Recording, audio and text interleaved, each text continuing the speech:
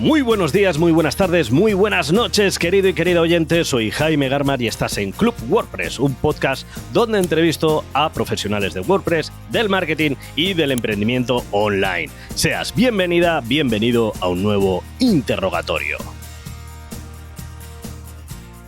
Para realizar el estudio de los datos de analítica en negocios online, es fundamental contar con las herramientas que te permitan conocer todas esas métricas que importan en una tienda online y de las campañas de marketing que realices.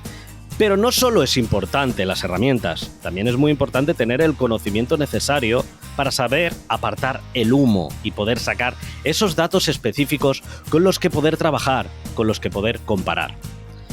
Instalar en WordPress un Analytics, Google Analytics, es bastante fácil si cuentas con los conocimientos básicos para ello. Existen varias formas de hacerlo, o bien con plugins o bien con código, pero lo realmente importante es saber por qué lo instalas, qué esperas obtener de esa herramienta, cómo interpretas esos datos para poder hacer comparativas e incluso marcarte objetivos de mejora.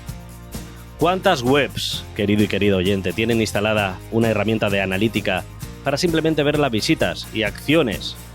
Pero simplemente la tienen instalada porque en muchas ocasiones han leído que es lo mejor para su negocio. No lo usan para nada. Es que no lo usan para nada. ¿Cuántas personas sí lo usan pero no saben sacar en claro, no saben sacar datos para hacer un uso de comparación, un uso de estudio? Simplemente se están esperando, no sé, ver esas métricas, esos números que crezcan, que las conversiones mejoren a su favor sin tomar acción, sin hacer nada con esos datos tan maravillosos que dan estas herramientas. Para hablar de analítica digital, para hablar de negocios online, tenemos a un profesional, compañero de la comunidad WordPress y gran amigo mío. Y no lo digo por decir, que sabéis que muchas veces lo digo. No lo digo por decir. Es una persona a la que tengo un cariño tremendísimo. Tengo la suerte de incluso conocer a su familia. Y sobre todo tengo el cariño, un gran cariño a esa comunidad de Irún, que ellos bien saben que tienen un pedacito bastante grande de mi corazón. Hoy tenemos en el club al gran Pablo Moratinos. Muy buenas, Pablo. Bienvenido al club de nuevo. Muy buenas, Jaime. Encantado de estar aquí contigo y con todos los compañeros y las compañeras seguidores del club, que ya sabes que además los clubbers llevamos muchos años ya siguiendo el programa, siguiéndote a ti y siguiendo a toda la gente tan guay que sueles traer aquí. Así que para mí, un lujo estar aquí contigo, que ya sabes que además de seguidor, te tengo mucho aprecio, es verdad que somos muy, muy amigos tuyos. Año 2018, Pablo. Y ha llovido, ¿eh? Llevábamos del podcast, no sé si 5 meses. No llevaríamos más porque estoy recordando que fue previo a la WordCamp Irún, a la primera WordCamp Irún que se celebró. ¡Wow! Sí. Ha llovido bastante, ¿eh? Incluso he entrado en el post y he visto, te comentaba antes fuera de micros, comentábamos que he visto incluso el reproductor abajo del todo, no había nada de... Vamos, o sea, la intro estaba guapa, ¿eh? La intro, no sé si la recuerdas, que la hiciste tú, metí musiquilla, de verdad, pondré notas del programa, pero solo escuchéis la intro, luego me da vergüenza ajena, de verdad, pero qué recuerdos, tío, lo que ha llovido, madre mía. Sí, ha cambiado mucho todo, ¿eh? Ha cambiado mucho. La comunidad WordPress ha evolucionado mucho en estos 4 años largos ya. El mundo del podcasting también. Sí. Tú y yo hemos evolucionado también profesionalmente. Bastante. 4 años en la vida no son mucho, pero en Internet es un mundo. Ya te digo, yo trabajaba solo por esa época.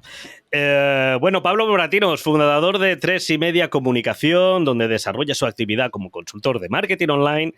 Tras 15 años, atención, 15 añazos trabajando en publicidad para televisión. Solo tenéis que ver las tablas que tiene el hombre. Bueno, y en radio también has estado haciendo, si no recuerdo mal. Se especializó en analítica digital, ahora nos contará por qué, porque creo recordar que no se lo pregunté en el programa anterior, pero me da igual, lo recordamos.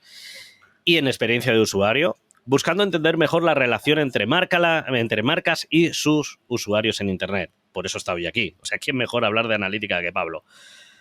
Ha participado en proyectos de creación de contenidos enfocados a startups digitales con algunas empresas de hosting, bueno, con las más importantes. Voy a nombrar unas, entre ellas SiteGround, que es nuestro patrocinador, las otras, que paguen. En 2020-2021 fue el líder de la organización de WordCamp España Online, el mayor evento de WordPress en español del mundo, con más de, atención, 5.500 participantes, tanto en España como en Latinoamérica, que yo tuve la suerte de poder participar, y la verdad que, wow, ole vuestros ovarios y cuyons.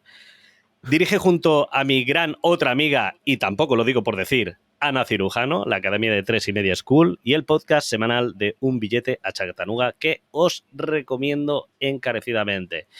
Pablo, me dejo cosillas. Sabes que yo normalmente no presento a nadie. Yo soy la parte chunga de este programa. Yo soy todo lo contrario a lo que hacéis vosotros. Soy, que me da pereza. Me da pereza. No es por pereza. Simplemente porque me gusta escuchar de primera mano de dónde vienen pues, las personas que entrevistamos, quiénes son, etc.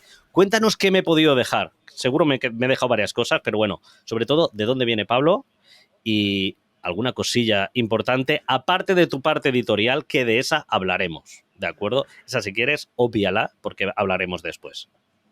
Pues fíjate que has dicho cosas que ya no me acordaba yo tampoco. No tengo mucho que... La verdad, me siento muy honrado por tu presentación, porque ya sé que no suele ser habitual, así que ya... He trabajado un minuto y medio más que normalmente. No, muy bien. Me ha sorprendido gratamente. Mira, no me acordaba de la WordCamp España Online, tío. Hemos hecho dos y no las recordaba. Fíjate que fue hace muy poco, pero parece como que después de la pandemia, porque aquella se originó a raíz de la pandemia, esa idea, ese proyecto, como que después de la pandemia ha habido ahí ese paréntesis, como que no sabes muy bien lo que ha pasado, ¿no? Pero sí. No tengo gran cosa que decir. Bueno, que vivo en Irún, en Guipúzcoa, que tengo una familia maravillosa con 2 hijas que me vuelven loco. Fe de ello, doy fe de ello.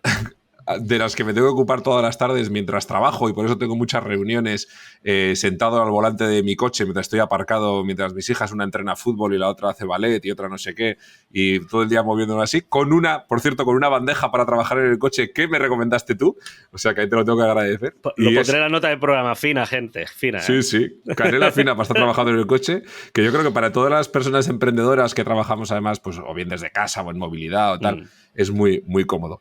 Pero yo creo que ya has mencionado lo más importante de mi pasado y mi presente. Bueno, también no he dicho, hemos comentado por encima que por eso se hizo el primer programa, WordCamp Irún, fuiste el cabecilla durante 2 años.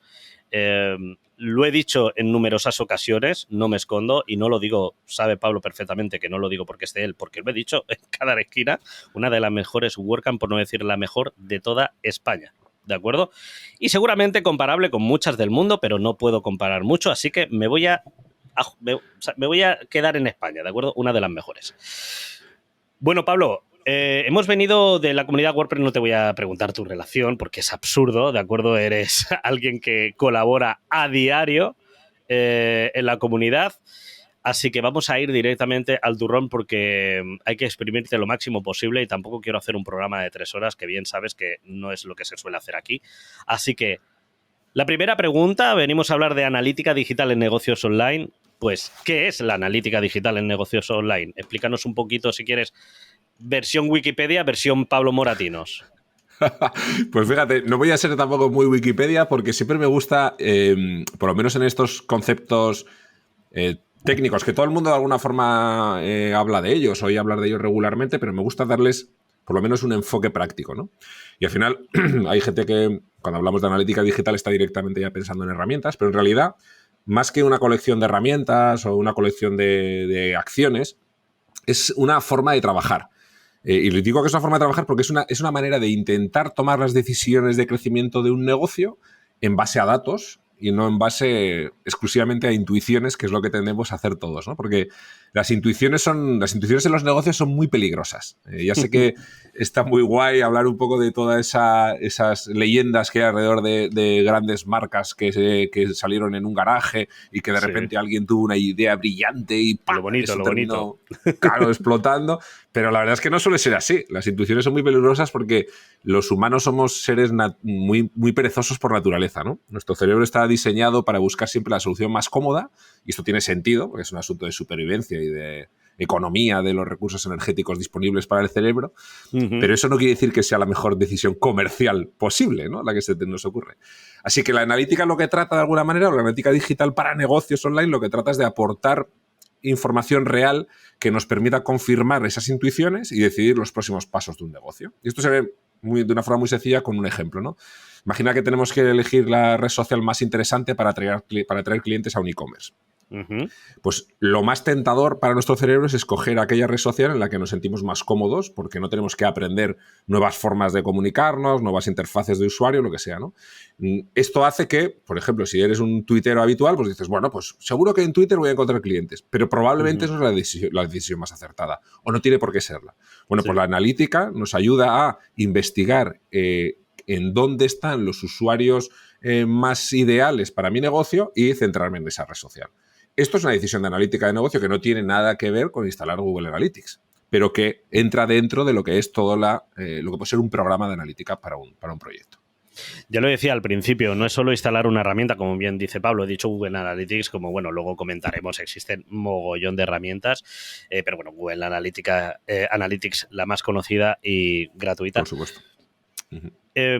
Ya no es el tema de recopilar los datos, sino qué hacer con esos datos, saber interpretarlos, claro, saber usarlos para poder, sobre todo, tomar acción y hacer mejoras en web, mejorar objetivos, marcar objetivos, pues hacer ese trato, ¿no? Correcto de esos datos. Pablo, hablamos de casos prácticos.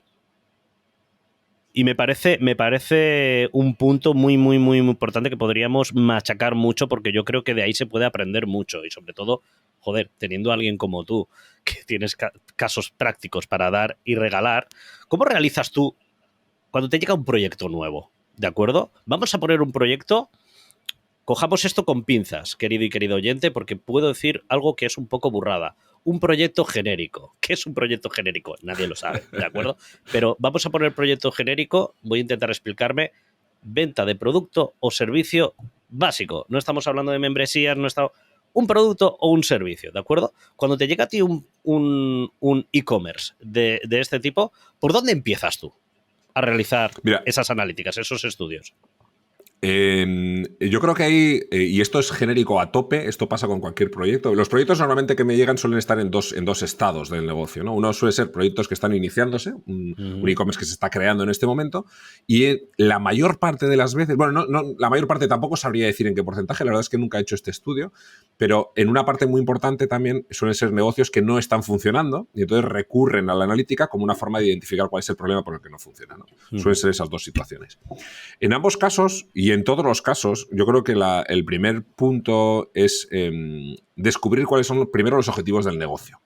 Y cuando hablo del negocio, hablo incluso por encima del e-commerce, ¿no? Porque a veces el e-commerce es una parte de un proyecto más grande. Igual es un negocio que además tiene una tienda física o un fabricante de un producto y tiene un e-commerce para comprar ese producto, pero su core de negocio es fabricarlo. Sí. Entonces, lo primero es conocer exactamente cuáles son los objetivos del negocio y, por derivada, yo me dedico a la analítica digital.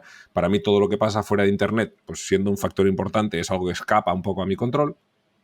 Pero por derivada, además de los objetivos del negocio, descubrir cuáles son los objetivos de la presencia digital, que puede ser una página web o puede ser una presencia en una red social, ¿no? Sí. Un perfil en una red social. Entonces, una vez que tenemos identificados esos objetivos de esa presencia digital, vamos a ver cuáles son las herramientas y las estrategias de análisis que nos van a ayudar a mejorar o a alcanzar esos objetivos de la mejor manera posible. Normalmente son o bien no se están alcanzando los objetivos o no se están alcanzando en el volumen que el cliente quiere. Entonces, en todo proyecto de análisis siempre hay dos áreas fundamentales de trabajo. La parte cuantitativa de la información y la parte cualitativa. Para explicar de una forma muy sencilla. El conocer qué es lo que está pasando y sobre todo el conocer algo que a casi todo el mundo se le olvida, es el por qué está pasando eso. Es decir, tú imagínate que me viene un cliente y me dice, mira, es que estoy vendiendo solamente 100 productos al mes, cuando para cumplir mi plan de negocio tengo que vender 500 productos al mes. Bueno, pues tenemos que ver por qué pasa eso. Puede pasar por dos razones. Porque tengamos pocas visitas al sitio. Imagínate que tenemos, no sé, 1000 visitas al sitio. Pues 1000 visitas al sitio, 100 ventas, es un porcentaje de conversión del 1%. Uno de cada 100 clientes está comprando. bueno, ese 10% de conversión es un valor muy alto. En España, para que os hagáis una idea, la media es del 1%. Entonces, ¿yo cómo puedo llegar hasta esas 500 ventas al mes? Pues hay una forma muy sencilla, que es meter 5 veces más tráfico. ¿Vale? Necesitas quintuplicar el tráfico para llegar a esas ventas. Bueno, pues el análisis nos está diciendo que con ese porcentaje de conversión que tenemos y con el volumen actual de tráfico que tenemos, quintuplicándolo podremos alcanzar los objetivos. Y ahora entra en juego las estrategias de marketing para ver cómo podemos quintuplicar el tráfico. Pero igual resulta que descubrimos que esa web está teniendo un volumen muy alto de tráfico y es absolutamente imposible quintuplicarlo. Bueno, pues podemos trabajar en mejorar ese porcentaje de conversión, es decir, en mejorar la experiencia del cliente dentro del sitio para que termine comprando. Si mejoramos esa experiencia del cliente 5 veces, por decirlo de alguna manera, quintuplicamos ese porcentaje de conversión, pues podremos llegar a los umbrales, a los objetivos que nos habíamos planificado. Digamos, el análisis cuantitativo me va a estar diciendo, bueno, tenemos un problema que puede ser de tráfico o no, y ahora vamos a ver cómo solucionarlo. Cuando intentamos averiguar cómo solucionarlo, es cuando tenemos que estudiar el por qué está pasando. A ver, si yo tengo un montón de tráfico, ¿por qué ese tráfico no está comprando? ¿Cuál es el problema que está encontrando el usuario? ¿No le gusta el producto? ¿No le gusta el precio? ¿No le gustan los métodos de envío? ¿No sabe comprar? ¿El producto no es convincente? ¿O la descripción del producto no es convincente? En esa parte cuantitativa, que es la que decía que es donde casi todo el mundo se olvida de mirar, ahí lo que hacemos es utilizar herramientas del tipo, pues, mapas de calor, grabaciones de sesiones de usuario, encuestas de satisfacción, todas esas cosas, sobre todo las más visibles, que cuando estás navegando por un sitio y te sale una encuesta de, oye, ¿qué tal de satisfactoria ha sido tu visita? Y puntúa de 1 a 10, por ejemplo, ¿no? Eso es un análisis de tipo NPS o Net Promoter Score, que es muy, muy habitual.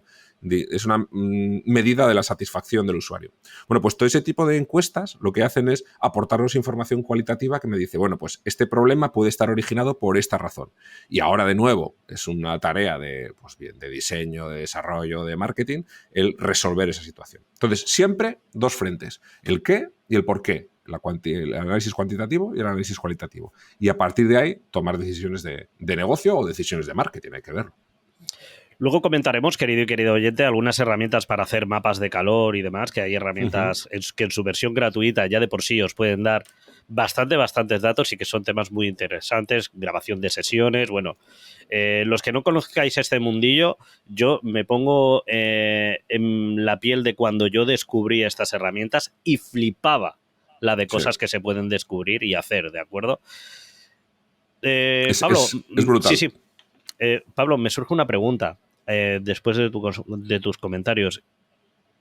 ¿Has llegado en alguna ocasión, seguramente sí, ¿de acuerdo?, a determinar que el problema en sí es el producto? ¿Y cómo has atajado esto con el cliente? Porque me parece una situación un poco, al menos delicada. Sí. Al menos delicada, ¿no? Sí, a ver, claro, en todos los procesos de consultoría, y quizás, no sé, en otras áreas de conocimiento no lo sé, pero en marketing sobre todo, cuando el cliente entra por la puerta, tú sabes muy poco sobre su producto. No sé, puede ser que seas un especialista en determinado área de ventas o determinado tipo de productos, pero normalmente no lo somos, ¿no? Sí. Entonces, lo mismo te llega un día unos de una clínica de reproducción asistida que otro día te llega un tío que fabrica peonzas, ¿no? Entonces, un apicultor, nosotros estamos trabajando con un apicultor ahora y... Pues fíjate. Muy interesante el mundo de la apicultura, gente. Muy interesante, cuidado. Nos pasa mucho es que nos enamoramos de los propios proyectos de los clientes, ¿no? Porque descubres cosas que de otra manera... Y es difícil. Entonces, al principio es muy difícil evaluar, no sé, la naturaleza del producto y ver lo fácil que va a ser poder llegar a vender eso, ¿no? Porque no conoces el sector, no conoces al público, no conoces a los precios, no conoces la competencia. Entonces, normalmente siempre hay una fase un poco... Por eso decía al principio que siempre hay una fase un poco de análisis del negocio. Aquí es interesante por lo menos tener ciertas nociones un poco de lo que es la gestión de un negocio, ¿no? Porque hay muchos elementos que hay que ponderar y uno de ellos precisamente es lo atractivo que puede ser el producto para el público objetivo. Entonces, este tipo de situaciones nos lo encontramos habitualmente en casos en los que el cliente, o sea, mi cliente, el empresario o la empresaria, ya tiene un producto y entonces decide empezar a venderlo. Digamos que esto se puede afrontar de dos maneras, ¿no? El emprendimiento se puede afrontar de dos maneras. Uno es, yo ya tengo un producto porque tengo un conocimiento, porque tengo una facilidad de producción o lo que sea, y ahora busco un público al que venderlo. O bien al revés, tengo acceso a un público determinado y voy a crear un producto que satisfaga las necesidades de ese producto, de ese público objetivo. Esas son las dos estrategias. Entonces, cuando partimos de que ya tenemos un producto, a veces hay una mala elección del público objetivo o directamente, como bien dices tú, el producto es una basura. Y entonces eso no hay manera de venderlo. Si nosotros somos capaces de verificar que el público objetivo al que estamos llegando es el adecuado, es decir, es la gente que potencialmente podría comprarlo, que entra en el sitio, que estudia las características del producto y que se va sin comprar, solamente hay dos posibilidades. O bien el producto no les interesa, o bien las llamadas a la acción, los textos publicitarios, no son lo suficientemente convincentes. No hay otra posibilidad. Entonces, uno de los dos aspectos ahí está fallando. No queda otra. O sea, si el público objetivo es bueno y están en el sitio y acceden a la información y además estamos viendo con los mapas de calor que la están leyendo, o bien esos textos no son convincentes, o bien el producto es una castaña. Por tanto, o cambiamos de producto o cambiamos de copywriter. No hay otra opción. Normalmente, si tú ves que los textos cumplen unos criterios técnicos, digamos, mínimos, y las ventas no están funcionando como esperábamos, es que el producto no es lo suficientemente razonable. Esto normalmente tiene que ver más con que el mercado esté muy saturado de oferta comercial, que no tengamos una apuesta diferencial, alguna cosa de estas. Entonces, hombre, yo nunca le voy a decir a un cliente, oye, tu producto es una basura, incluso aunque lo piense. Lo que sí que le voy a decir, oye, quizás el producto no está aportando un valor diferencial respecto a lo que ya hay en el mercado. Podemos trabajar en darle un valor especial o incluso generar una experiencia de compra o una experiencia de consumo del producto distinta de la de la competencia. A veces los malos o los productos que no son lo suficientemente diferenciales, simplemente cambiando la experiencia del uso ya es suficiente para el público, ¿no? Depende un poco de cada caso. Aquí es muy difícil hacer una cosa así global porque cada producto es muy distinto, claro, incluso en la forma en la que se consume. Pero sí que me ha pasado no les he dicho que el producto era malo, pero sí que les he tenido que decir, oye, el producto no aporta nada respecto a la competencia y la gente no está apostando por él. No podemos hacer otra cosa más que o buscamos un elemento diferencial, a ser posible que no sea el precio, porque normalmente sí que suele estar ya muy, muy ajustado, ¿no? Es lo primero que prueba todo el mundo. Cuando no vendes, bajas el precio. Entonces, intentar trabajar más en lo que es la experiencia del consumidor con el producto. El producto es una mierda, pero con palabras bonitas, básicamente. Claro. Pablo, hablabas de público objetivo. ¿Cómo podemos conocer a nuestro público objetivo mediante la analítica? ¿Cómo podemos saber quiénes son? Ya no saber tanto quiénes son, sino conocerles para saber cómo venderles, qué venderles y cómo venderles, porque claro, esto también puede variar un poquito, esto también es demasiado genérico. Porque depende mucho del enfoque. Claro, hay muchos e-commerce que tienen muchos productos, pero venden dos, ¿no? ¿Qué está pasando aquí, no? Cuéntanos un poco, ¿cómo podemos conocer a ese público? Normalmente el propio promotor del negocio suele saber bastante del público objetivo porque generalmente ya tienen una cierta experiencia o bien en el consumo de esos productos. A veces es gente que lo que está haciendo es vender un producto que ellos mismos consumen y conocen muy bien y entonces utilizan todo ese conocimiento del producto para venderlo, ¿no? Pero en muchos otros casos es gente que ya ha estado vendiendo esos productos a las personas. Pues gente que tiene una tienda de deportes y monta un e-commerce sobre producto deportivo, ¿no? Pues ya conoce al público objetivo normalmente. Pero cuando estamos trabajando con ideas de negocio nuevas, donde no tenemos una experiencia, hay diferentes formas de estudiar un poco el mercado. Algunas de ellas son más asequibles o son más abiertas que otras. Por ejemplo, la información en prensa, las noticias, las encuestas que se publican en sitios como el Instituto Nacional de Estadística son buenos sitios para descubrir tendencias y para descubrir también cuáles son las características un poco de la gente que está preocupada por eso. Por ejemplo, imagínate que estamos enfocados en el mundo de la educación y en el Instituto Nacional de Estadística se publica, por ejemplo, me invento ahora mismo, una estadística una encuesta sobre la preferencia de los alumnos, de los estudiantes españoles por universidades privadas o universidades públicas. Y descubres, por ejemplo, que en el País Vasco el porcentaje de estudiantes entre 18 y 25 años apuestan un 70% por la universidad pública, mientras solo un 30% apuesta por la universidad privada. Pero en otras regiones de España la encuesta se da la vuelta. Bueno, este tipo de información, cuando yo soy alguien que se dedica al mundo de la formación, puede ser interesante al descubrir o al estimar cuál es la intención de un determinado grupo social, que son estudiantes de entre 18 y 25 años, por pagar más dinero por una formación quizás de más calidad o con un... No voy a decir de más calidad, voy a decir con un mayor caché, por decirlo de alguna manera, ¿no? El título de una universidad privada habitualmente tiene más caché que una universidad pública. Bueno, pues probablemente esas regiones geográficas sean más atractivas para vender ahí, para dirigir mis campañas de publicidad para formación, por ejemplo, de pago, quizás de alto precio, ¿no? Eso puede ser una idea. Es decir, voy intentando extraer información no solamente de la actualidad, sino de todos aquellos recursos donde se está publicando información estadística gratuita. Por ejemplo, el Instituto Nacional de Estadística, como decía, o, por ejemplo, las campañas de publicidad de Facebook, donde tenemos un montón de información de grupos sociales y de intereses para conocer los volúmenes. Por ejemplo, no sé, si ahora hubiera una persona que viniera con un negocio, con un potencial negocio de venta online de sillitas de retención infantil para coches, por ejemplo, ¿no? Para llevar a los niños seguros en el coche, y me dijera, mira, es que voy a vender solamente en España y Portugal porque el tema de gastos de envío se complica mucho porque son productos muy grandes, ¿no? Vale, lo primero que a mí se me ocurriría investigar es la cantidad de personas que potencialmente pueden comprar este tipo de productos. Bueno, pues me iría a Facebook, por ejemplo, y empezaría a crear una campaña de publicidad que no voy a lanzar, pero en la que segmentaría a padres y madres de entre 25 y 35 años con hijos menores, por ejemplo, de 3 años o de 6 años, y que vivan exclusivamente en España y Portugal, y que además estén interesados en... Y buscaría pues grandes marcas de sillitas de retención y las buscaría como páginas de empresa en Facebook, porque además si son páginas con mucha audiencia se puede utilizar como una herramienta de segmentación. Bueno, pues al crear esa segmentación para una campaña de publicidad, Facebook me va a estar diciendo la cantidad de personas que hay en su plataforma con esas características, que prácticamente es el total de los internautas, porque la inmensísima mayoría de los internautas tiene perfil en Facebook. Entonces, ya puedo estimar a qué personas podría acceder a través de una venta online de este tipo de productos. Esas son un poco las técnicas que utilizamos para conocer a nuestro mercado potencial y sobre todo para saber si el tamaño de ese mercado potencial merece la pena o justifica la inversión en un nuevo negocio.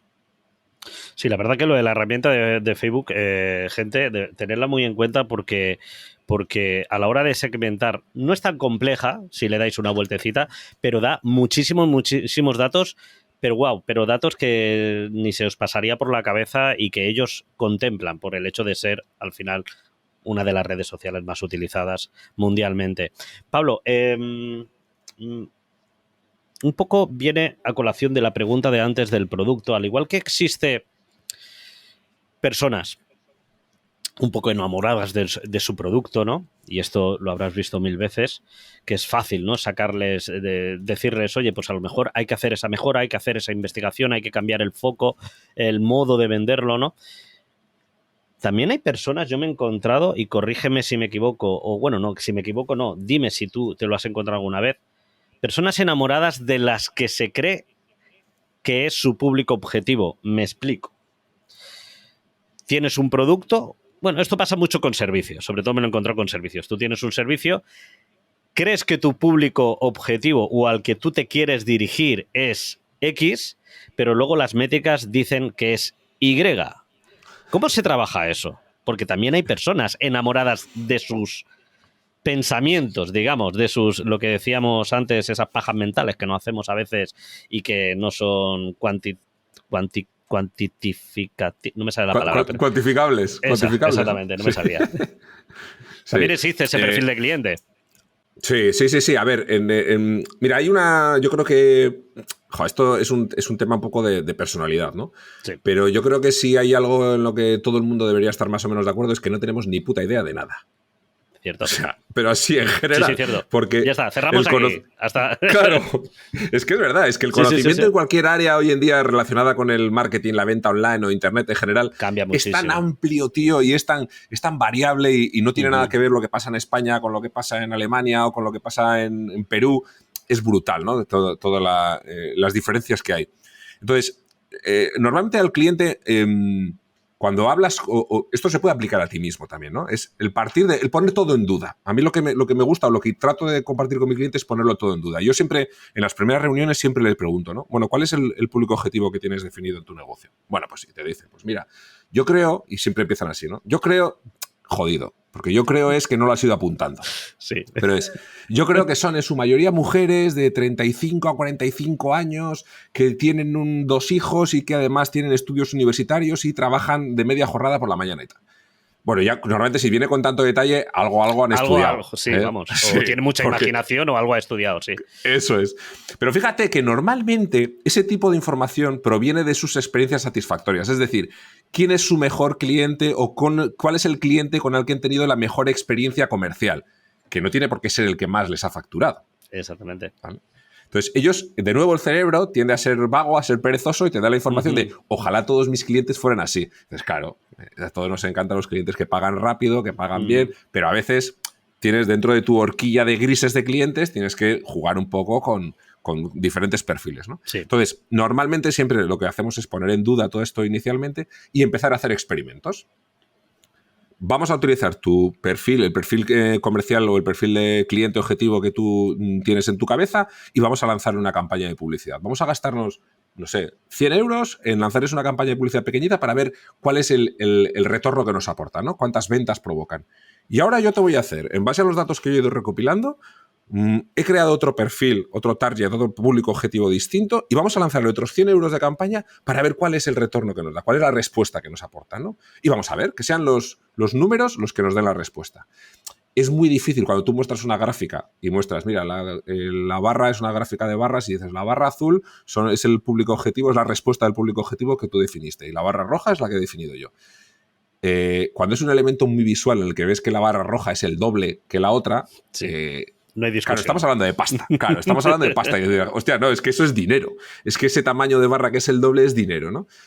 Normalmente esa es la forma, digamos que nos apoyamos en elementos visuales claramente indiscutibles para tratar de argumentar este tipo de cosas. Y son cosas que no cuestan nada y que todo el mundo al final, digamos, tiene esa motivación intrínseca de que está en el negocio porque quiere ganar dinero.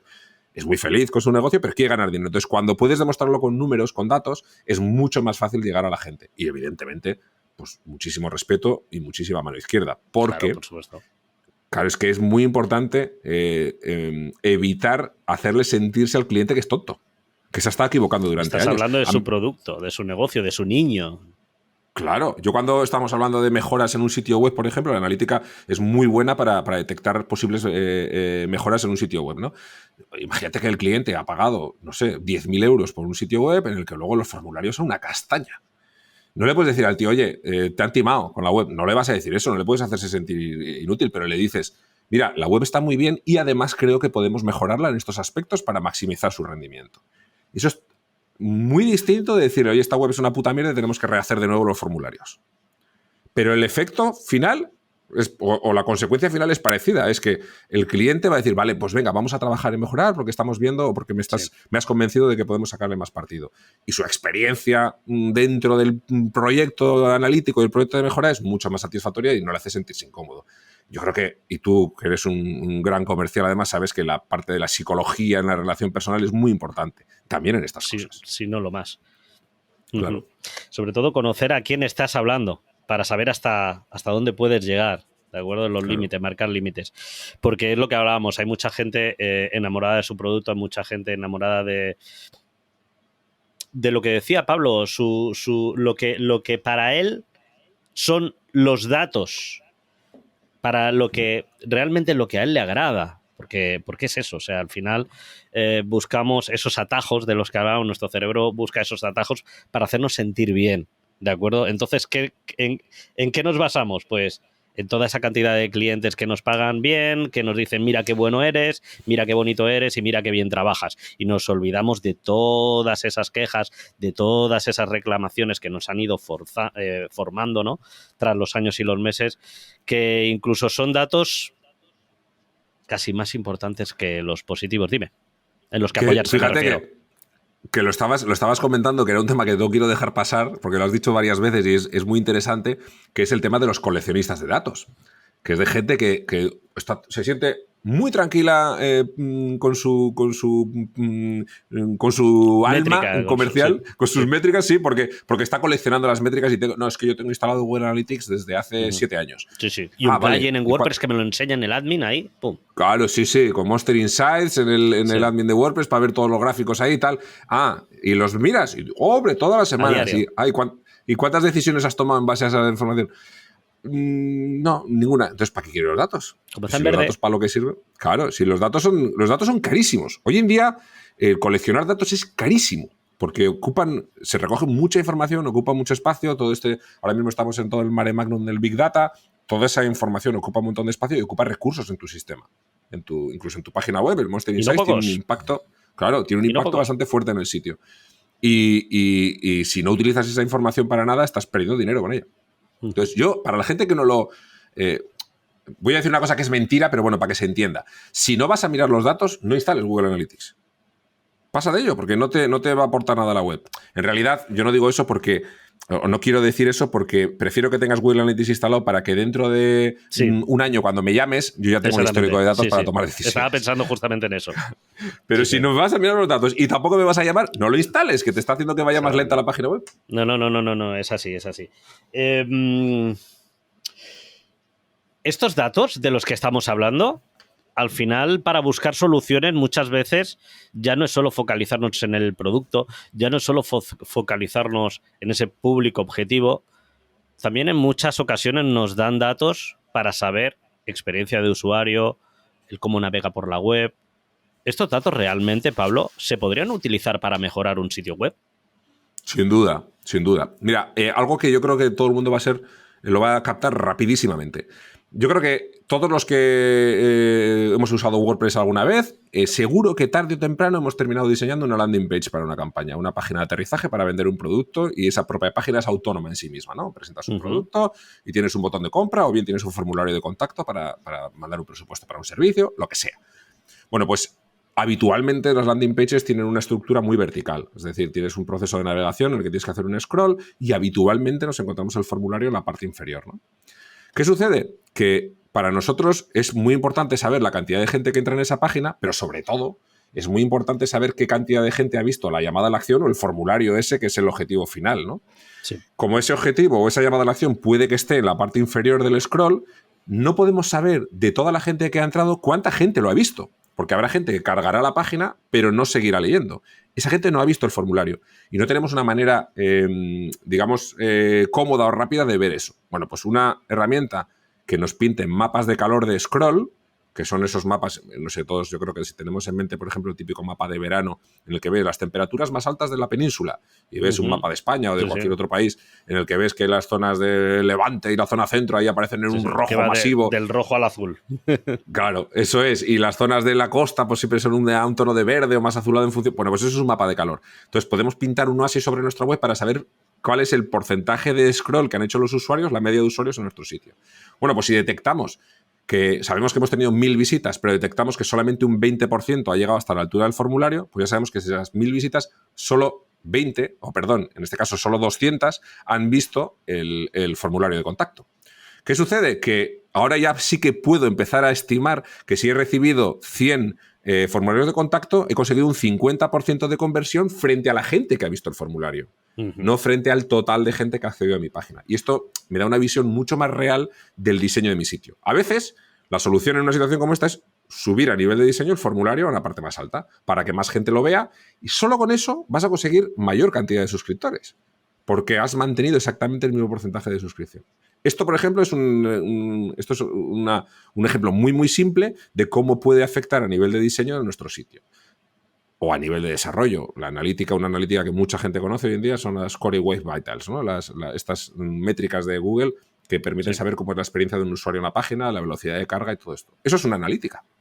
Cuando nosotros vemos esos datos, podemos estimar si tenemos que hacer una inversión en desarrollo en mi sitio para que cargue más rápido, o en un mejor hosting, o cambiar la compresión de las imágenes. Eso ya son decisiones de desarrollo, decisiones un poco de administración web que no tienen que ver con el diseño directamente, ¿no? Eso es una analítica también. Entonces, no tenemos por qué pensar que todas las decisiones van a venir guiadas por Google Analytics, sino que hay un montón de herramientas a nuestra disposición que toman datos, que dan métricas y que nos pueden ayudar a cambiar cosas, oportunidades de mejora. Pues vamos a hablar de herramientas. Al final, hemos comentado ya distintas técnicas para recabar contenido sin dar nombres. Bueno, hemos dicho Google Analytics, ya le pasaremos la factura. Pero existen otras muchas más herramientas de mapas de calor, etc, etc. ¿Cómo podemos aplicar la analítica web en nuestro negocio? Llevándolo a algo fácil, sencillo. Vamos a hablar de analítica para principiantes, hablemos de herramientas gratuitas o de pago incluso, no pasa nada. Yo empiezo a enviar facturas luego y le cobro a todo el mundo que comentemos aquí, pero me parece importante, sobre todo el tema de mapas de calor, que ya hemos comentado en varias ocasiones, que a mí me parece oro puro a la hora de hacer mejoras en una web. Cuéntanos un poquito. Analítica para principiantes.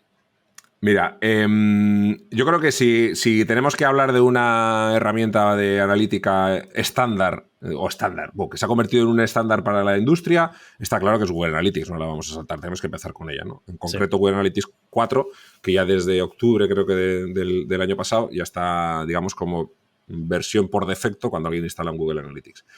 Es la herramienta cuantitativa más importante que hay por alcance, por estándar de la industria, por recursos, por documentación. Casi cualquier cosa que intentes hacer vas a encontrar documentación escrita en internet, un montón de tutoriales sobre ella. Es verdad que a consecuencia de que ha habido un cambio muy potente con la última versión, es un poco más difícil encontrar cosas actualizadas, pero es un estándar de la industria porque tiene una versión gratuita muy potente. Uh-huh. No hay que olvidarse de que Google Analytics también tiene una versión de pago que entra dentro de Marketing 360, que es el conjunto de herramientas de Google para grandes empresas, que es carísima. Eso es una cosa pero de varios decenas, cientos de miles de euros al año. Estamos hablando de mucha pasta.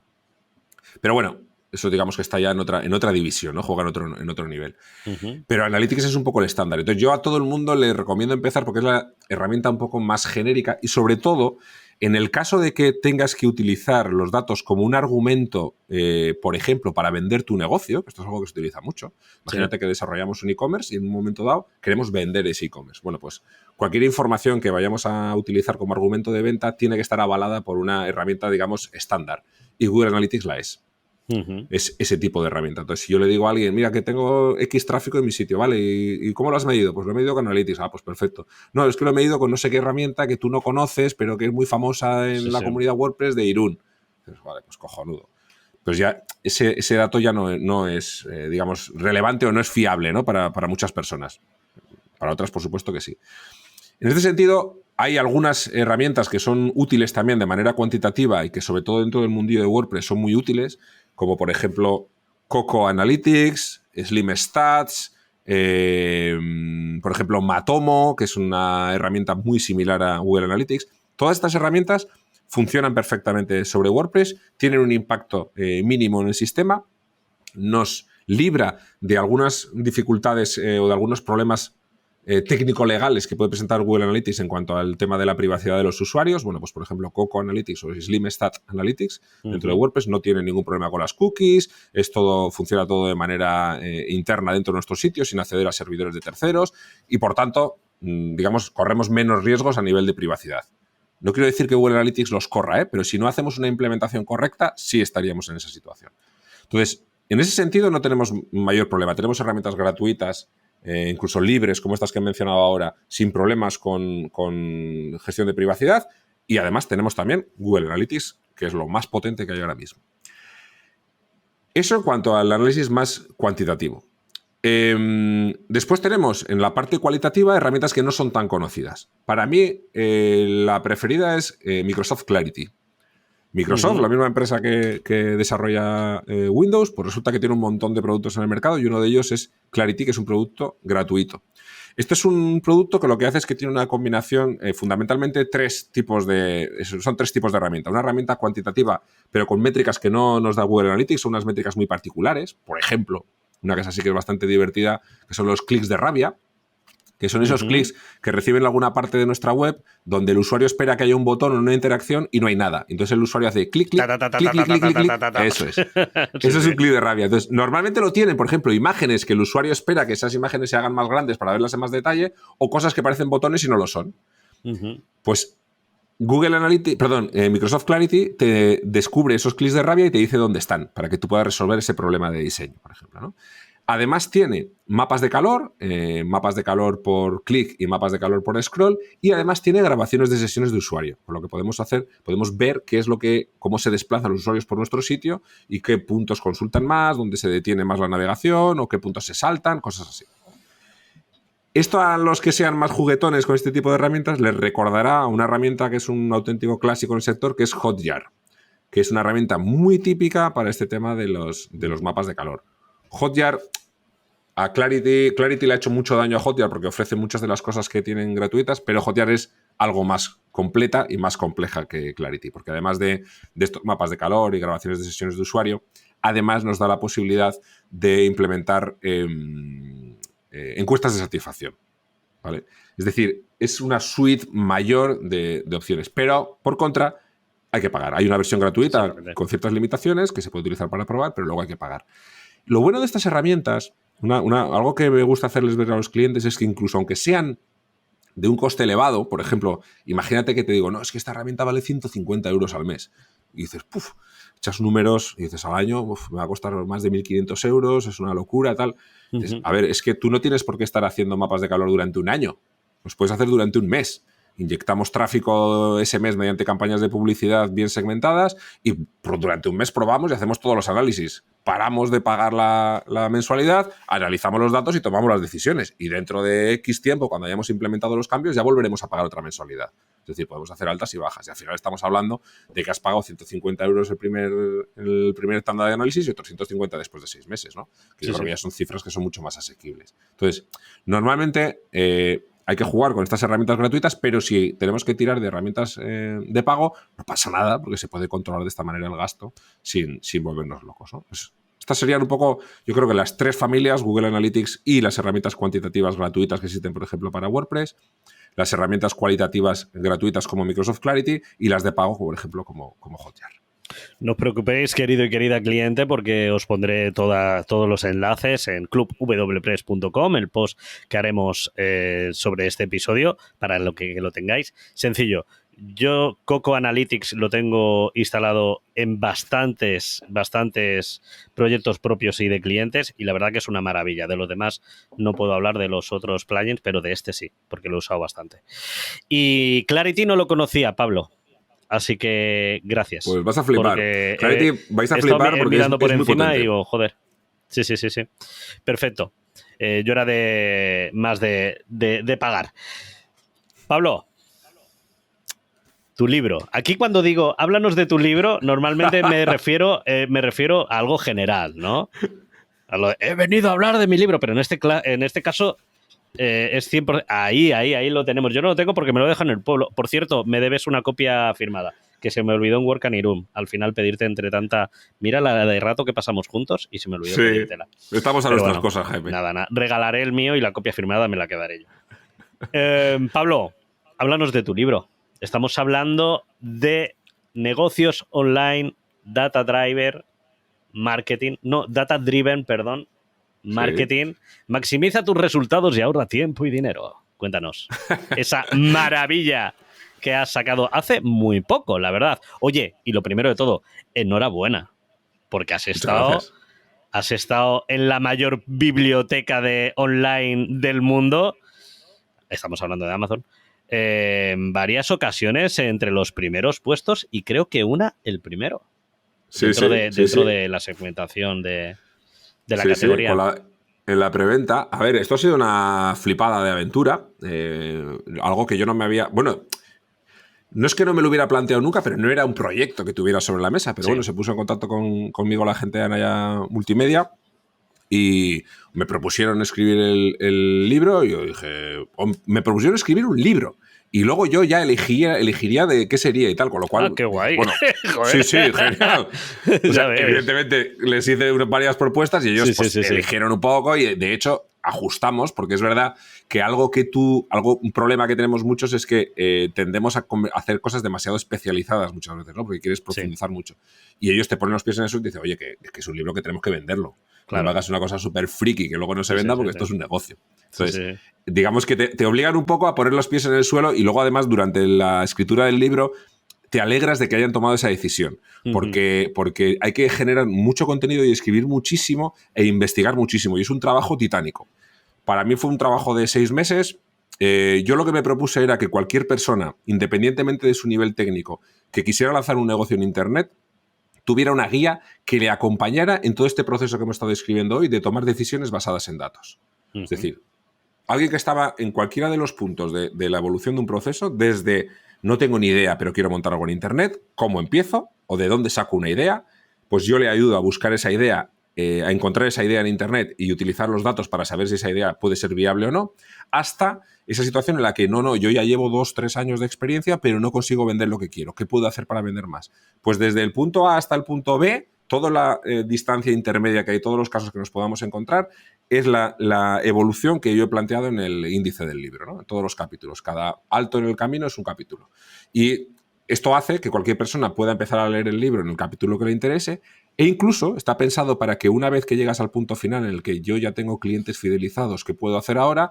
Puedas empezar a leer el libro ampliando tu oferta comercial, ampliando el tipo de productos, ampliando las funcionalidades que tiene tu producto. Y para eso, el capítulo 1 te ayuda en cómo encontrar esas nuevas funcionalidades, esos nuevos productos, incluso ese nuevo público objetivo. Entonces, es un libro de lectura un poco circular que puede ayudar a cualquier persona. Ese es un poco el concepto sobre el que está construido el libro y por lo que está diciendo la gente es lo que hemos conseguido. Estamos hablando, como digo, de negocios online, data-driven marketing, publicado por la editorial Anaya. En esta ocasión sí voy a decir el nombre. No os preocupéis porque os voy a dejar el enlace de afiliado, ¿de acuerdo? O sea, cada vez que le deis un clic, yo voy a ganar pasta, que lo sepáis, lo dejo claro, porque que la gente luego se sorprende, Pablo, de que pones un enlace de afiliado, ¿sabes? Como no lo diga. Esos son. ¡Ay, Dios mío, que me estás robando! ¿Sabes? Pues que sepáis que va a ser de afiliado. ¿De acuerdo? Negocios online. Eso es un negocio online. Exactamente. Voy a poner el enlace, no, ya hablando en serio, voy a poner el enlace en la descripción del programa para que lo compréis, porque la verdad que merece la pena, en serio, merece la pena, como otros muchos que os he recomendado de gente que ha pasado por aquí. De verdad, tenerlo. Si os dedicáis al mundillo online, sea del negocio que sea, pillarlo. En serio, pillarlo. Pablo, esta segunda parte del programa tú no la has vivido nunca. Bueno, no la has vivido completa. Era otra experiencia. Eran otros tiempos. Pablo Moratinos me ha dicho fuera de micro, lo puedo decir, ¿verdad? Sí. Lo puedo contar. Me ha dicho que hay gente que le ha preguntado que si había venido aquí al club. No sé, si todos lo escuchan 4 gatos, no sé quién habrá sido, pero bueno, algún coleguilla suyo o mío. ¿Qué sucede? Que cuando vino Pablo llevábamos 40 programas o menos. Es que yo creo que menos, tendría que verlo, ¿de acuerdo? Estamos hablando año 2018, principios mediados. Este podcast empezó en 27 de noviembre de 2017. O sea que no dio tiempo para mucho. Y claro, en esta parte del programa, entre otras muchas cosas, se habla de pasta, ¿de acuerdo? Así que vamos a empezar primero por la pregunta que un poco creía yo, después de lo que me están diciendo, ¿no? Aquí a la gente es muy cotilla, le gusta la pasta, pero la primera pregunta creía yo que marcaba, digamos, el A, B y C de este programa, y es, Pablo Moratinos, ¿a cuántos clientes hubieras matado?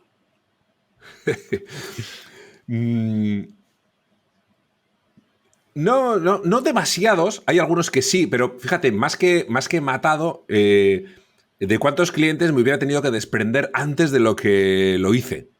Porque no tengo mucha paciencia. O sea, me gusta irme bien de los sitios, ¿eh? Nunca despido a nadie de mala manera. Y recomendable. Claro, y salvo que ese cliente se esté portando así por malicia o por venganza, alguna cosa así, pues evidentemente hay que hacer las cosas un poco con vergüenza torera y con un poco de dignidad. Siempre trato de ser un poco elegante en la solución de las relaciones, ¿no? Tanto comerciales como personales.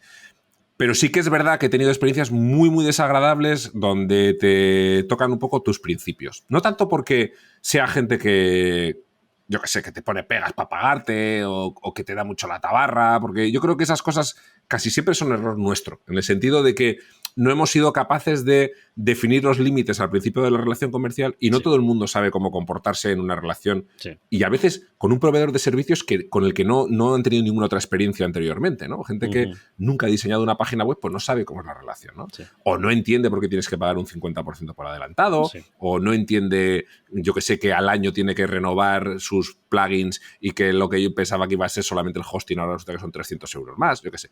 Normalmente todos esos problemas vienen porque nosotros no hemos sido capaces de definirlos. Entonces, sí que intento que cada vez que tengo una experiencia negativa en ese sentido, decir, bueno, ¿qué podría haber hecho hace 6 meses para que esto no hubiera pasado? Y aprender de la experiencia. Yo creo que esto es recomendable. Y cláusula para las condiciones. Esos son cláusulas en las condiciones. Claro, pero luego hay una parte donde ya entramos en conceptos un poco más éticos y ahí sí que tengo más problemas porque tu trabajo no es educar éticamente a los clientes Y a mí me ha pasado, por ejemplo, yo creo que ya lo he contado en alguna otra ocasión, tuve una experiencia con un cliente que tenía lo voy a decir, una clínica dental, varias clínicas dentales, y estaba haciendo un trabajo de video marketing, creando unos vídeos de las clínicas para su página web. Y cuando estábamos en pleno proceso de grabación, llevábamos ya varias jornadas, me empezó a contar, había un montón de trabajadoras que tenía, pues ortodoncistas y técnicas dentales y tal, que estaban por ahí trabajando y pasaban, es un sitio muy grande, entonces pasaban continuamente por la zona de trabajo que teníamos y iban con su mascarilla higiénica de trabajar, la normal, no era mucho antes de la pandemia. Y me empezó el tío a empezó a explicarme el gerente que fíjate qué chicas tan guapas, qué jóvenes, que no sé qué ojazos y tal. Y realmente llamaba la atención, eran mujeres muy guapas todas, Sí, sí. pero me extrañó un poco el comentario. Sí, sí, y claro. al rato me empezó a explicar que es que él, cuando contrataba a una operaria, no sé si es el concepto adecuado, bueno, una profesional, sí. que se fijaba básicamente que fueran mujeres guapas, porque sabía que cuando el cliente estaba tumbado viéndole a la mujer, lo único que le veía eran los ojos, y entonces si era una mujer atractiva, pues iba a sentir más cómodo y tal. Y empezó a hablar un poco en ese sentido. Y llegó un momento en el que ya me empecé a sentir súper incómodo. Sí. Y me levanté porque ya, claro, esto muy acompañado de comentarios muy machistas e incluso Sí, claro, entiendo. un poco desagradables, imaginaros, ¿no? Y entonces llegó un momento que me levanté y le dije, mira, lo siento, pero no puedo seguir trabajando, me tengo que ir y tal. Y me fui, el tío se quedó un poco sorprendido, recogimos los trastos y tal, nos fuimos y le mandé un mail y le dije que no estaba muy de acuerdo con algunas cosas que había compartido en la última conversación que habíamos tenido y que lo sentía pero que no podía trabajar con él y que suspendía el contrato unilateralmente y le devolví el adelanto que me había pagado. Y yo pagué a los operarios que tenía y tal, porque ya habíamos ido varias jornadas a grabar y tal, y apechugué con el gasto ese, ¿no? Uh-huh. A ese tío lo hubiera matado, por ejemplo, en aquel momento, porque me pareció súper desagradable los tipos de comentarios. Entonces, yo podía haber pasado de todo y podía haber seguido, pero mira, en aquel momento, y era una época en la que estaba empezando, pero ahí yo creo que todos tenemos como un límite en el que dices, por aquí no puedo pasar, ¿no? Deberíamos tenerlo. Claro, esa persona cruzó ese límite. Entonces, casi siempre mis experiencias en ese sentido han sido más por temas un poco éticos, por decirlo de alguna manera. No sé, gente que vende determinados productos que a ti no te parece ético venderlos, o determinada forma de operar, cosas de ese tipo, ¿no? Casi siempre han sido experiencias de ese tipo. Entiendo perfectamente y subrayo todo, sobre todo también porque vamos pensando fríamente en el proyecto, cuando al final esto es un trabajo de proveedor-cliente, o debería ser, ¿de acuerdo? Para que el proyecto salga 100% redondo, y cuando cuando una de las partes no funciona, cuando no se está cómodo, eso va a tener grietas por algún lado. Y mejor lo que, desde mi forma de ser, mejor lo que hiciste es de atajar en el primer momento, porque si eso se hubiera hecho una bola, sepa Dios si no lo... Conociéndote, que no digo que sea agresivo, pero conociéndote, podría haber terminado calentita la cosa. Es que estaba viendo que iba a afectar además al proceso de creación del vídeo, que me iba a empezar a dar instrucciones en el vídeo de determinado tipo de elementos estéticos ahí, y tal. No. Claro, y no lo quería. Fíjate que en este mismo sentido, por poner un ejemplo un poco distinto, recuerdo otro cliente que tuvo que vendía suplementos alimenticios, de superalimentos que se llama. Hay mucha gente que conocerá las vallas del goji y cosas así. Sí. Alimentos que se ponen de moda, complementos. Y este vendía un suplemento alimenticio, del que no daré más pistas, y empezó a querer jugar en su mensaje comercial con que, digamos que podía llegar a ser capaz de curar el cáncer. A dejarlo caer, no lo decía, pero empezó a dejarlo caer y dije, plegamos, mira, lo siento mucho. Recientemente había fallecido además un familiar mío por cáncer. Dije, mira, lo siento mucho, pero no puedo entrar en eso. Yo no puedo utilizar este argumento que sabemos, tú y yo sabemos que además es falso. No puedo utilizar ese mensaje comercial, lo siento. Y cerré el proyecto y me fui directamente. Ahí no hubo además ningún tipo de negociación. Lo expliqué claramente y dije, ya está. Ole. Un aplauso. No puedo... quien edite esto, por favor, que ponga un aplauso aquí. No, de verdad, a ver, nosotros nos llegan proyectos, imagínate yo siendo Andalucía, proyectos de tauromaquia, proyectos incluso animalistas, que luego empiezas a profundizar y dices, hostia, pues esto se venden como y... Bueno, da igual, no voy a entrar en eso, pero 100% contigo, Pablo. ¿Cuál fue tu mayor error? ¿Esta pregunta te la hice? Yo creo que tampoco. ¿Cuál fue tu mayor error cuando comenzaste en el mundo del emprendimiento con tus negocios propios? Digo, fuera de televisión, fuera de radio, que luego si quieres comentas un poquito también ese mundillo que a la gente le interesará, por lo menos para que te conozca más, porque es interesante, yo lo conozco y es bastante interesante. ¿Qué error recuerdas tú que te dé sudor frío? Dime. Mira, muy fácil y es muy práctico. Yo creo que todo el mundo lo va a poder aprender, utilizar mi experiencia para sacar algo de aprendizaje. Ser demasiado pesado. Pero ser muy pesado intentando justificar, argumentar lo que has hecho y tratar de que el cliente lo entienda absolutamente todo. Lo pongo como un ejemplo para que veáis la idea. Yo creo que además en el libro creo que lo comento en algún momento. Me lo voy a apuntar para aprenderlo yo también. Sí, mira. Es que además es muy práctico. Es verdad. Yo es que no aprendo y llevo años no aprendo, ¿eh? Claro, fíjate, en mi experiencia me sucedió que cuando yo empezaba a trabajar para mis clientes, creando campañas de publicidad y cosas así en entornos online, siempre las acompañaba de informes analíticos súper completos, súper complejos, con un montón de páginas, normalmente para consultarlos online. Y luego yo ponía sobre esos documentos, ponía también sistemas de analítica para saber cuándo los consultaba el cliente, ¿no? Como cuando mandas un WeTransfer a alguien y te dice cuándo ha descargado ese WeTransfer, ¿no? Eso es. Bueno, pues algo parecido. Y descubrí que al principio la gente abría los informes y luego ya no los abrían. Y a mí me costaba la vida hacerlos, porque había mogollón de información y tal. ¿Por qué la gente no se lo leía? Porque era muy pesado. Porque no necesitaban toda esa información. Necesitaban que yo seleccionara la información que era realmente útil, que les permitía tomar decisiones y que solamente compartiera eso con ellos. Y esto es muy parecido a cuando mandamos un presupuesto o cuando llamas a un cliente para explicar una nueva funcionalidad. Hay que ir a la esencia, tío. Hay que ir lo que realmente aporta valor al cliente. Y sobre todo, tratar de adaptar nuestra forma de comunicación al entorno en el que vive ese cliente, ¿no? Adaptarlo a su negocio. Yo lo primero que hago cuando creo un informe analítico para un cliente es convertir todas las métricas a palabras que el cliente utiliza en su negocio. Y cambiar visitantes de la web por pacientes. O yo qué sé, clientes por compradores. O yo qué sé, o... Conversiones. No sé. Conversión. Claro, por ejemplo, hay utilizamos muchísima terminología. Pelotas. Claro, lo que sea. Entonces, pues ese tipo de cosas es lo que hace lo que te evita ser pesado y ser alguien que está más orientado a decisiones o a datos accionables. Y esto lo podemos trasladar a los correos electrónicos. Por favor, enviad correos electrónicos cortos, con 2 o 3 párrafos, como mucho yendo a la esencia. Vamos a la clave. No empieces a aportar mogollón de información contextual. Si el cliente necesita más información, te la va a pedir. Pero respetemos un poco el tiempo de nuestros clientes, ¿no? No les enviemos audios por WhatsApp eternos. Vamos a intentar buscar condensar la información para que lo más importante sea lo primero que llegue.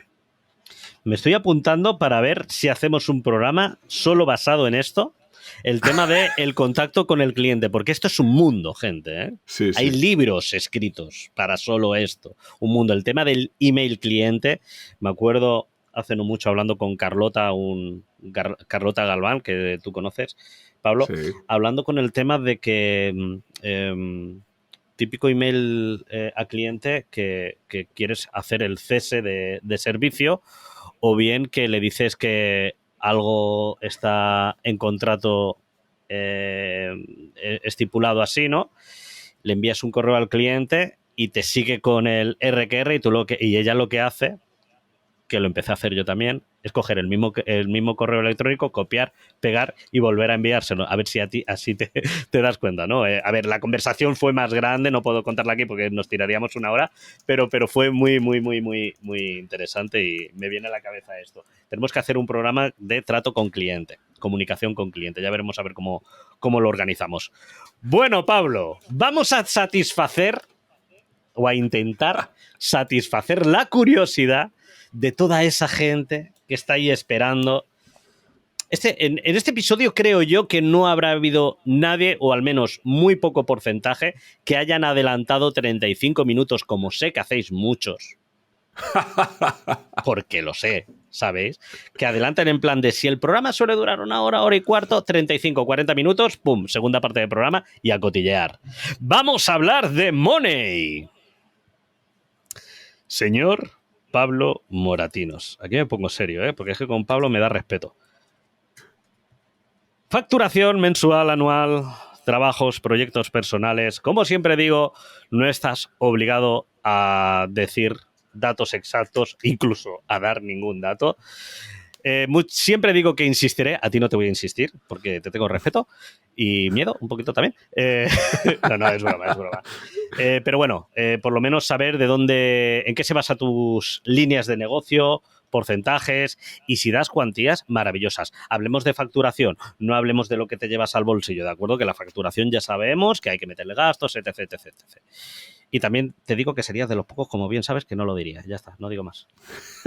Dejándolo caer. Oye, ¿qué te parece si decimos que ya he respondido a esta pregunta en el minuto 13 y así les hacemos estar con el podcatcher yendo para adelante y para atrás, como comentabas antes de la entrevista, y les mareamos un poco? O lo podemos partir en varios programas y así visitas, ¿sabes? Hacemos un puzzle. Mira, no tengo ningún problema en dar esa información. De hecho, a toda la gente que me la ha preguntado se la he dado. Evidentemente siempre con valores un poco aproximados y tal, porque sí, claro. no voy a compartir mi cuenta del banco. Pero no tengo ningún problema en darla porque, de hecho, muchísima gente que está interesada en ese tipo de datos es porque es gente que quiere emprender en ese área de negocio o está estudiando y quiere tener una perspectiva profesional de, a ver, si yo me dedico a esto, ¿cuánto puedo ganar? Y creo que es una información que es muy útil y que todos hemos consultado. Yo creo que una de las keywords que había más divertidas hace, no sé, algo menos de 10 años era ¿cuánto gana un community manager en España? Y aquello fue una keyword súper buscada, por ejemplo, ¿no? Porque, claro, está dentro de mi área de influencia. Claro. Vale, por dar una referencia rápida, yo facturo aproximadamente al año, depende un poco de los últimos años, ha habido cambios, sobre todo por el tema del año de la pandemia, pero entre 100 y 130.000 euros al año aproximadamente, de los cuales entre 40 y 50.000 se me van en gastos, ¿vale? Para que la gente se haga una idea. O sea, que pueden quedar entre 60 y 80 o 60 y 70.000 euros limpios al año, más o menos, para que se haga un poco la idea la gente. Y ya con eso, pues yo y explico esto ya casi como un consejo de emprendimiento. Y una cosa que suelo hacer, que he hecho siempre es, da igual el plan de negocio, lo complejo que lo tengas, siempre van a surgir imponderables en el tema económico. Entonces yo lo que tengo es un sueldo que me pago mensualmente, un fijo. Y cuando va evolucionando el negocio, yo siempre tengo una cantidad de dinero ahí ahorrado, un remanente para ese tipo de situaciones imprevistas o para hacer inversiones de mejora en el negocio, que eso es algo que no se suele tener muy estimado, ¿no? Entonces yo normalmente me pongo un sueldo que va oscilando un poco en función de lo que he ido ganando. Recuerdo que empezó, yo creo que el primer año me puse un sueldo de 1.000 euros, creo recordar, cuando estaba empezando. Luego pasé a 1.500, 2.500, 3.000 euros. Ha ido creciendo un poco a lo largo del tiempo. Pero para que la gente se haga un poco la idea, siempre tirando de ese global que he comentado, entre 60 y 80.000 euros más o menos de beneficio al año. Esto es toda la parte de facturación que tengo en 3YMedia. 3YMedia es una agencia muy pequeñita en la que trabajamos fundamentalmente con colaboradores. Tenemos en determinados momentos del año personas contratadas, pero no es lo habitual. Casi siempre trabajo con colaboradores externos que son muy regulares, ¿no? Que son gente con la que trabajo muy habitualmente. Y luego hay una parte también fuera de la agencia, que ya no entra dentro de esto que he estado comentando, que son los ingresos que obtengo a través de la academia de 3YMedia School, que ahí, si nos importa, no voy a compartir datos porque es una sociedad que tengo con Ana Cirujano y creo que se lo preguntaré a ella. Va a venir dentro de nada, o sea que se lo preguntaré a ella. Pues perfecto. Gente, va a estar Ana Cirujano, no sé si en el siguiente programa pero vamos. Intentaré conseguir el dato. Y luego los beneficios que obtenemos con un billete a Chattanooga, con el podcast que tengo con Ana también, que esos son beneficios por patrocinios. También luego tengo cierta presencia en eventos y cosas así donde voy patrocinado. Hay marcas que deciden darme su dinero porque confío en sus productos y confían en que vaya a hablar bien de ellos. Y eso, pues para que os hagáis una idea, puede suponer, y esto es una referencia, estos ingresos que comento de marcas, patrocinios y tal, puede suponer pues unos entre 7 y 10.000 euros en el mejor de los casos al año, ¿vale? Que subiríamos a esos entre 60 y 80 de beneficio. Bien. Esos son un poco los números, como ya ves, transparente a tope. Pues yo ando en la línea tuya, más o menos. Un poquito más, menos, pero vamos, sí, perfecto. Lo digo porque como siempre dicen que yo no digo datos, yo no paro de decir datos míos, lo que pasa es que vosotros no los captáis, ¿sabes? No estáis atentos. y atentas. Bien, bien, gracias, Pablo. Gracias, gracias. No le voy a preguntar a Ana le preguntaré sobre lo suyo y si quiere decir lo de School, que lo diga. No voy a insistir, sois grandes amigos míos y quiero seguir manteniendo la relación y que cuando vaya a Irún siga comiendo y bebiendo tan bien como lo hago siempre. Lo harás en cualquiera de los casos, ya lo sabes. Sí. Un saludito, Ana. Dentro de poco hablamos, ya lo sabes. Pablo, ¿serías capaz? Y esta pregunta a mí me interesa mucho porque tú y yo hemos hablado muchas veces y vamos a decir en muy distintas circunstancias, ¿de acuerdo? Sin dar más datos, ¿ok? O sea que yo conozco bastante de ti y tú conoces bastante de mí. ¿Serías capaz de contar algo que casi nadie, y a ser posible yo también, no conozca de ti? ¿No conozcan de ti? Sí, yo creo que sí. Mira, voy a contar 2 anécdotas. Venga. Una profesional y otra personal. Qué guay. Y de las 2 yo creo que se puede sacar de nuevo un aprendizaje para evitar que la gente tropiece en las mismas piedras que he tropezado yo. Mira, antes decía que yo no había tenido previsto nunca escribir un libro y he dicho, bueno, me quedaba ahí rectificado.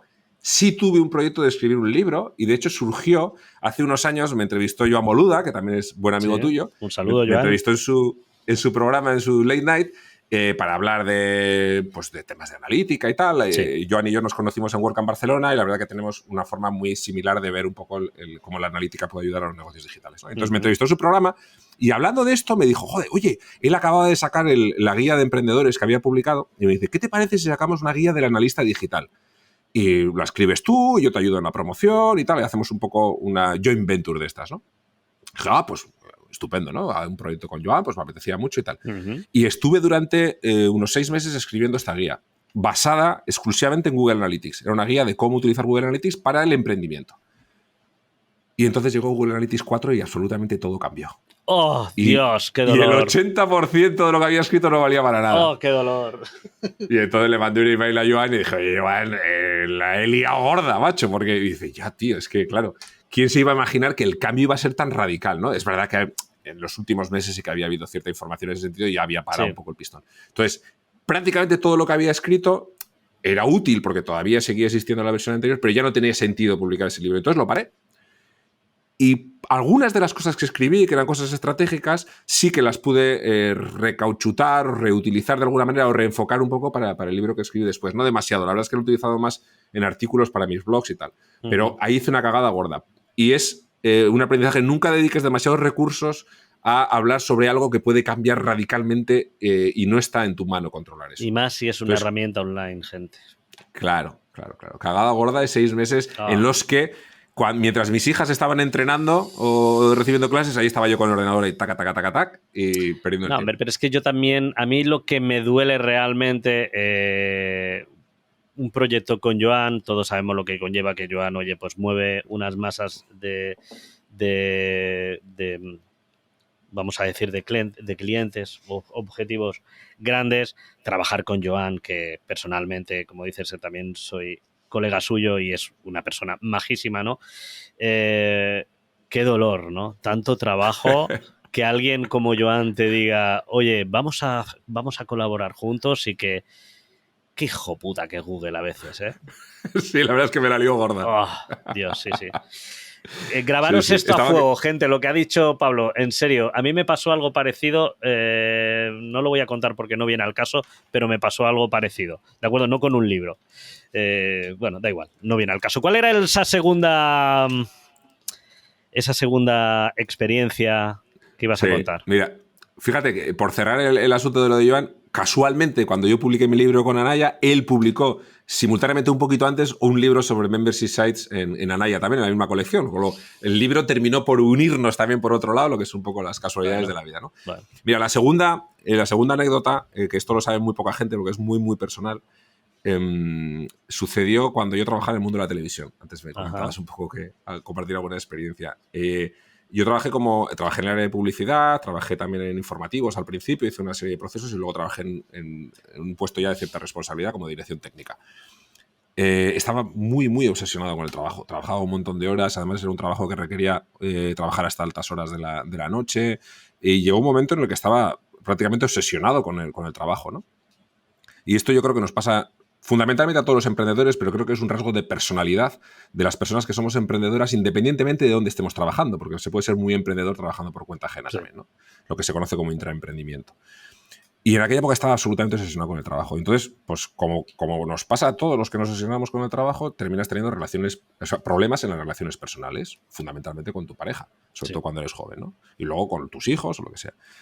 A mí me llegó a suceder que me afectó de tal manera que en una conversación con mi novia entonces me estaba diciendo pues que echaba demasiadas horas, que no nos veíamos apenas, que no sé, por las cosas. Imaginaros una situación típica. Y llegó un momento en el que le dije, me veo así ya un poco agobiado y dice, joder, ¿pero qué te pasa? ¿No tienes nada que decir? Y dice, es que, le digo, estaba pensando que menuda bronca me estás echando por el canal de audio. Y claro, utilicé esa expresión, es decir, en vez de que me estás diciendo algo, pues el canal de audio. Y claro, se me quedó mirando y digo, ¿ves? O sea, estás enfermo, tienes un problema. O sea, no sabes hablar como una persona normal. Fijaros, claro, yo creo que eso es ya cuando ya petas, ¿no? Cuando petas es cuando tienes... Claro, petas cuando tienes una crisis matrimonial por eso, ¿no? De pareja. O con los pero esa alerta, como me pasó a mí. Claro, bueno, pues fíjate, en mi caso fue algo que no deja de ser divertido visto un poco con la perspectiva de los años, ¿no? Pero es muy peligroso obsesionarse y es muy sano, ya sé que esto siempre es más fácil decirlo cuando ya estás en una posición de cierta estabilidad, pero es muy sano buscar un cierto equilibrio, practicar deporte, intentar desconectar un poquito. Yo incluso cuando practico deporte o cuando estoy caminando con el perro estoy escuchando podcast y me estoy formando, ¿no? Pero tratar un poco de mantener, no sé, un poco de equilibrio y de ser muy consciente de cuándo empieza a ser insana tu obsesión con la actividad, con el trabajo.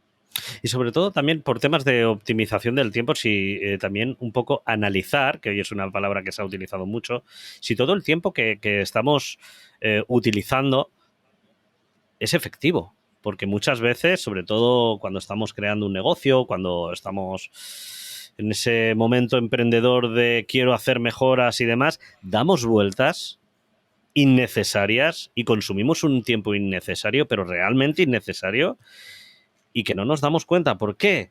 Porque lo pasamos tan bien, Pablo. Sí. Y ese es el problema. Claro. Ese es el mayor problema. No es que estemos enfermos, es que disfrutamos. Eso luego ya nos lleva a esa enfermedad, ese foco enfermizo de estar ahí. No, o sea, analicemos también si ese tiempo que estamos, por muchas o pocas horas que sea, está siendo efectivo, ¿de acuerdo? Ese análisis yo lo hice año y medio atrás y os puedo asegurar que yo ahora curro muy poco. Muy poco. Bien, es cierto que también por problemas personales, que mucha gente sabe, he currado mucho menos de lo que debería, sobre todo en este podcast, pero cuando hablo de currar, porque para mí este podcast no es curro, gente, ¿de acuerdo? Hablo de empresa. Yo ahora curro 3 o 4 veces menos. ¿Por qué? Foco y analizar qué se está haciendo y por qué se está haciendo. No hay conversión fuera. El objetivo nuestro del día a día debería ser cada día currar un poquito menos que ayer. Yeah. Ese tendría que ser el objetivo. Yeah. Ya está. Es así. Y se puede, ¿eh? Se puede. Claro que se puede. Sí. Pablo, ¿qué le recomendarías a los oyentes? Esta pregunta ya sobra, pero algo habrá quedado por ahí.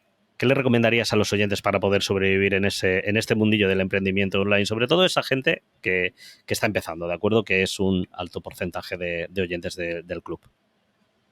Estar alerta. El tener siempre... yo creo que esto es algo que se entrena también. El hecho de estar escuchando siempre y detectando oportunidades de negocio y oportunidades de mejora. Es como una especie de estado en el que te mueves por Internet, ¿no? Casi toda la información que nos va llegando está aportándote pequeñas pistas, pequeñas miguitas de pan que puedes enfocarlas en mejorar la experiencia de tus usuarios, de mejorar las ventas, de mejorar la comunicación. Yo creo que cuando alguien se presenta a sí mismo como una persona autodidacta, en realidad son personas de este tipo, ¿no? Personas que tienen ese estado de alerta continua en el que toda la información que les va entrando en la cabeza están separando el grano de la paja y decir, mira, esto me vale para este proyecto, esto no sé qué. Entonces, eso es algo que se puede entrenar. Es decir, no sé, mira, antes mencionábamos a Joan. Joan siempre lo cuenta que puedes ver, por ejemplo, un informativo de televisión y tratar de extraer de cada noticia de las que veas una oportunidad de negocio. Hablan de no sé qué. Pues mira, a consecuencia de esto podríamos hacer esto otro. Eso es algo que nosotros podemos llegar a entrenarlo y que es una forma de procesar la información que vas recibiendo todos los días. Y a veces pues se presentan muy buenas oportunidades respecto a esto. No sé. En el libro hablo de muchos ejemplos de este tipo de cosas, ¿no? De cómo algo que casualmente te llega puedes convertirlo en una pista que te permita maximizar las ventas o mejorar la relación o X, llámalo X. Eso es algo que se puede practicar, ese estado de alerta continua. Y en el mundo de los negocios hoy en día es imprescindible, porque casi siempre el éxito está relacionado con nuestra capacidad de reacción. Cuanto más rápido y con mayor decisión reaccionemos, más posibilidades tenemos del éxito, porque esto es una carrera. Esto es algo en el que muchas veces digamos que la oportunidad de negocio está muy limitada en el tiempo. Es apenas unos meses o un año y luego, ¡pum!, ya desaparece porque Amazon empieza a fabricar de manera propia el producto que tú estabas comercializando y te pisa el negocio. Ese año tienes que sacar el máximo rendimiento que puedas. Y ahí, el hecho de que tú seas capaz de reaccionar antes o después va a hacer que en vez de ser 6 meses, sean 12 meses. Y ahí es donde puede estar la diferencia. Entonces, mucha alerta, mucho escuchar y mucho, sobre todo, tomar decisiones rápidas basadas en datos, por supuesto. Pablo, ¿qué te digo yo ahora? Ahora yo, gente, realmente, en serio, poneros en mi situación, si podéis, ¿cómo finalizo yo el programa de hoy? Primero porque no tengo para ganas. Comer un chuletón juntos. Exactamente. Que encima la última Work and Irún no me pilló en todo lo mío y me comí solo uno, pero bueno. Primero porque no me apetece terminar el programa. Segundo porque ya lo he dicho, o sea, yo a esta persona le tengo un cariño inmenso. Y tercero porque profesionalmente y egoístamente hablando, esta persona que tenemos aquí, si yo tuviese la capacidad, incluso le proponía hacer un podcast únicamente con él. ¿De acuerdo? Porque sé todo lo que podemos sacar. Le he visto dar, voy a decir, el 99% de las charlas que ha dado en los últimos 5 años las he visto. ¿De acuerdo? Porque alguna me habré perdido. Alguna WordCamp me he perdido, pocas. En serio, Pablo, 1.000.000 de gracias. 1.000.000 de gracias por hacer un huequito, que yo sé que estás muy liado ahora. ¿Cómo vais con el cambio de local? ¿Habéis terminado ya o no? No, estamos en pleno proceso. O sea, en cuanto cuelgue me voy a pintar, porque estamos, la verdad es que nos gusta todo el tema ese de pintar y hacer las ñapas y tal. Y estamos pintando nosotros el local y estamos deseando terminarlo para poder empezar a llevar ahora los muebles, los escritorios y todo ese tipo de cosas. Pero está siendo, la verdad es que muy entretenido, por decirlo de alguna manera. Pues nada, oye, que lo dicho, que estando tan liado, de verdad, te agradezco mogollón el tiempo que nos has prestado. Gracias por estar siempre dispuesto a aceptar cualquier propuesta que te hago. Gracias también por ser persona crítica y continuada en el tiempo de mi podcast. Te pido personalmente disculpas, sabes perfectamente por qué ha sido, pero personalmente me siento un poco culpable de no haber podido daros tanto contenido como daba antes. Esto ya va a cambiar, ya lo he dicho, vamos a seguir otra vez a full, pero oye, no puedo evitar sentirme mal, ¿de acuerdo? Por no cumplir. Y muchas gracias por volver al club, tío. De verdad, muchísimas. Espero que no pasen otros 4 años. Para mí es un placer inmenso, ya te lo he dicho al principio, y además sé que hay gente que te ha pedido que vuelvas a recuperar la alta frecuencia del club. Y eso es porque la gente te echa en falta, porque es la mayor prueba de cariño que te puede dar la audiencia, entre los que sabes que me incluyo. La verdad es que nos gusta, que es una comunidad de oyentes. Además, tú siempre lo dices, ¿no? Es ese que se nos mete por el oído, ese que nos susurra al oído en los programas. Y para todos los que te hemos oído durante tanto tiempo, pues eres uno de nuestra familia, por decirlo de alguna manera. Para mí mucho más, porque además pertenecemos a la misma familia WordPress y además hemos compartido unas cuantas cervezas en unos cuantos saraos. Son pocas todavía. Muchas gracias, de verdad, por haberme invitado. Un placer enorme, ya lo sabes. Gracias. A cuidarse.